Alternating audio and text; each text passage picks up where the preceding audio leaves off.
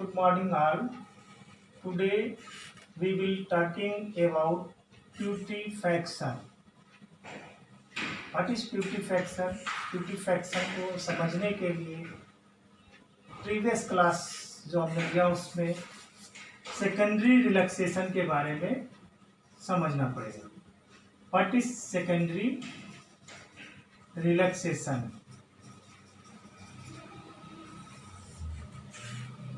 Secondary relaxation में होता है जब disappearance of rigor mortis, muscles become soft and flaccid. तो प्यूरिफिकेशन को समझने के लिए हमको it occur 24 hour after death. ये डेथ के 24 घंटे के बाद प्यूरिफिकेशन का प्रोसेस होता है. अब डिफिनीशन पे आ जाता है कि प्यूरिफिकेशन होता क्या है. इसको बोलते हैं डिकम्पोजिशन भी बोलते हैं प्यूरिफिकेशन को.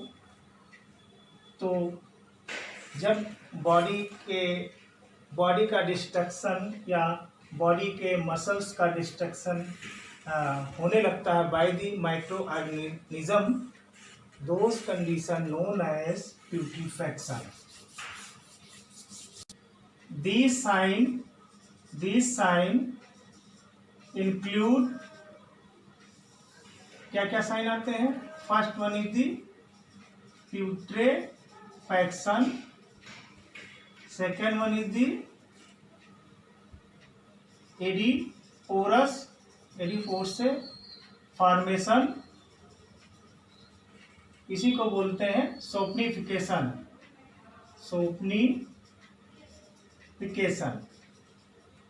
Third one is the mummification. तो प्यूरिफिकेशन के बारे में आज हम लोग डिटेल समझेंगे. ये डिकम्पोजिशन होता है, कैसे होता है, इसका डिटेल जानेंगे. एडिपोरस फॉर्मेशन या सोपनिफिकेशन क्या होता है. जब बॉडी में, डेड बॉडी में सॉफ्ट वैक्सी लाइक सब्सटेंस सॉफ्ट टिश्यू पे फॉर्मेशन हो जाता है, ऐसी कंडीशन को हम बोलते हैं सोपनिफिकेशन या एडिपोरस फॉर्मेशन. यानी वो जो सॉफ्ट पार्ट होता है बॉडी का, उसमें डिकम्पोजिशन होता है और वैक्सी लाइक सब्सटेंस जमा हो जाता है. ममीफिकेशन क्या होता है. डिहाइड्रेशन, जब बॉडी बहुत डिहाइड्रेशन होती है जिसमें और या फिर मॉइस्चर एकदम कम हो जाता है, इस कंडीशन को हम ममीफिकेशन बोलते हैं. ये फर्दर हम आगे वाली क्लास में इसको डिस्कस करें. प्यूरिफिकेशन दो प्रोसेस से हो सकता है. First one is the autolysis. Auto means self, lysis means destruction. जब हमारे बॉडी के अंदर, टिश्यू के अंदर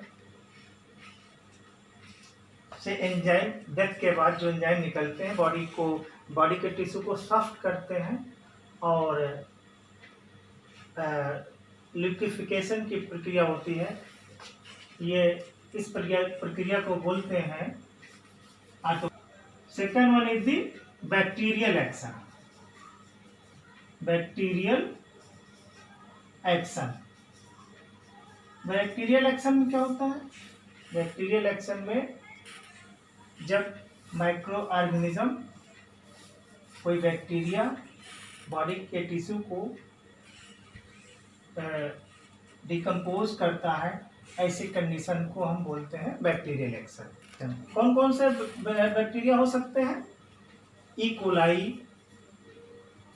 coli, Proteus, streptococcus. There are so many bacteria which produce decomposition process. It is fifth stage of death. Paler mortis,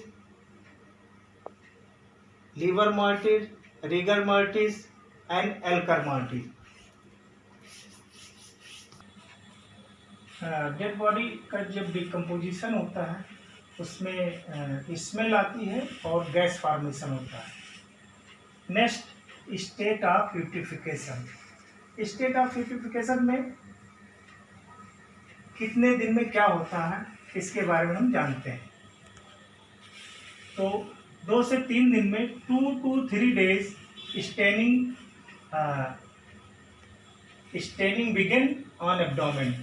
discolouration शुरू हो जाता है एब्डोमेन पे and start body become swelling.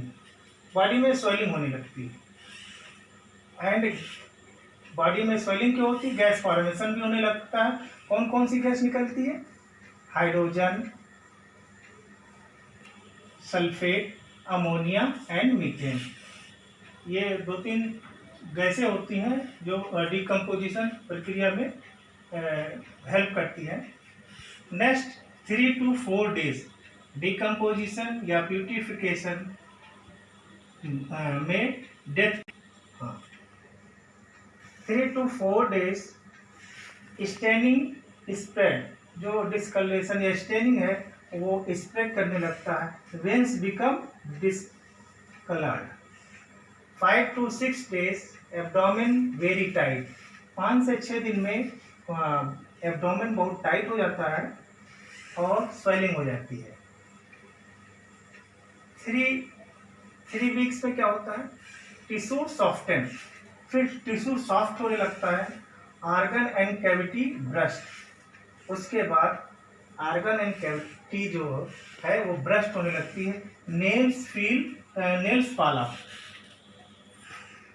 3 weeks में नेल्स जो है बॉडी से अलग हो जाते हैं। 4th weeks में क्या होता है? Soft tissue begin to liquefy. Soft tissue जो है लिक्विफाई होने लगती है और फेस बिकम अनरिकग्नाइजेबल। चेहरा पहचान में नहीं आता है। प्यूरिफिकेशन। अभी तक हमने देखा कि कितने दिनों में कौन कौन से प्रोसेस प्यूरिफिकेशन के होते हैं। अब हम आएंगे कौन कौन से स्टेप होते हैं। पहला स्टेज है रैपिड, जल्दी। कहाँ कहाँ पे जल्दी होता है? सेप्टिसीमिया का case, intestinal obstruction, women dying after child birth. जो लेडी बच्चा पैदा करने के बाद उसमें डेथ होता है तो इसमें यह प्रोसेस जल्दी होता है। स्लो किस में होता है? एनीमिया का केस है। एनीमिक हो या माल न्यूट्रिशन हो या कोई भी पॉइजनिंग हो, ऐसे केस में प्यूरिफिकेशन की प्रक्रिया स्लो होती है। और जो बॉडी वाटर में सबमर्ज हो, ऐसे बॉडी में भी ये प्रक्रिया स्लो होती है। अब हम आएंगे कि कौन कौन से फैक्टर इफेक्ट करते हैं प्यूरिफिकेशन में। कौन कौन से फैक्टर हैं जो इफेक्ट करते हैं? First one is the external and second one is the internal. External में क्या है? टेम्परेचर।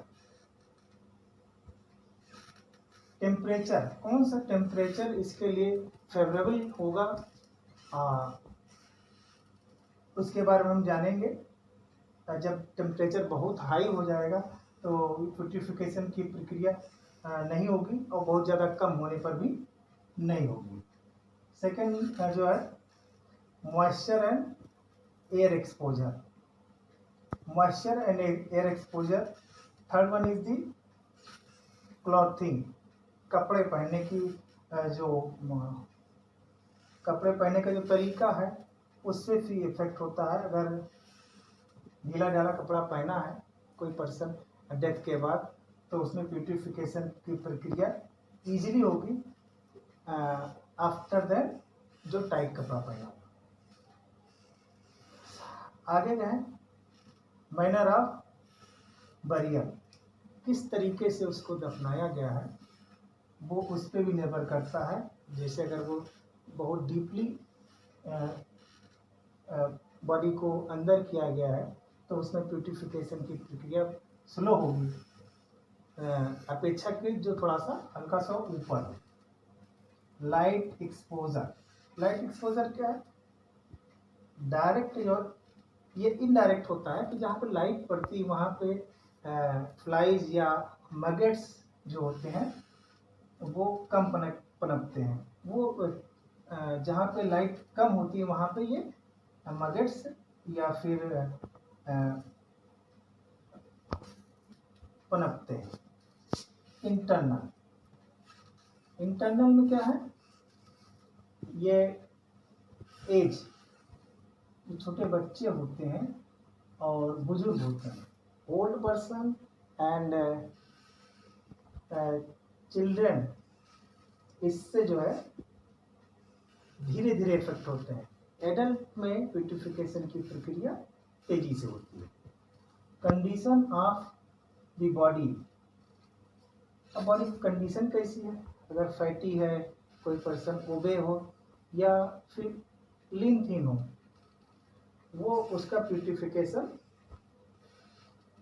जल्दी होगा। Cause of death, cause of death किस तरीके से डेथ हुई है उस पर भी निर्भर करता है। एक्सीडेंटल या फिर एक्सीडेंटल में स्लो, इन अपेक्षाकृत इन्फेक्शियस डिजीज। एक्सीडेंटल में स्लो होता है और इन accidental slow in comparison of infectious disease. और क्रोनिक डिजीज, क्रोनिक एल्कोहलिज्म में ये प्रक्रिया तेजी से होती है, जल्दी जल्दी पेट्रिफिकेशन होता है। और डिफरेंट टाइप जो पॉइजनिंग होती है उसमें भी ये डिकम्पोजिशन की प्रक्रिया स्लो होती है। जैसे आप साइनाइड पॉइजनिंग है या डिफरेंट टाइप पॉइजनिंग। इनब्लेमिंग एक प्रोसेस होता है। इनब्लेमिंग बॉडी को, it is the process of preserving human remain by delaying decomposition. Body के रिमेन पार्ट को प्रिजर्व करने के लिए एक मेथड होता है, साइंटिफिक मेथड, और जिसके माध्यम से हम बॉडी डिकम्पोज ना होने पाए, उसमें एक प्रॉपर लेप के माध्यम से या फिर फॉर्मल्डिहाइड या अदर सॉल्वेंट के माध्यम से बॉडी को प्रिजर्व रखा जाता है। इस कंडीशन को इनब्लेमिंग कहते हैं। Thank you student.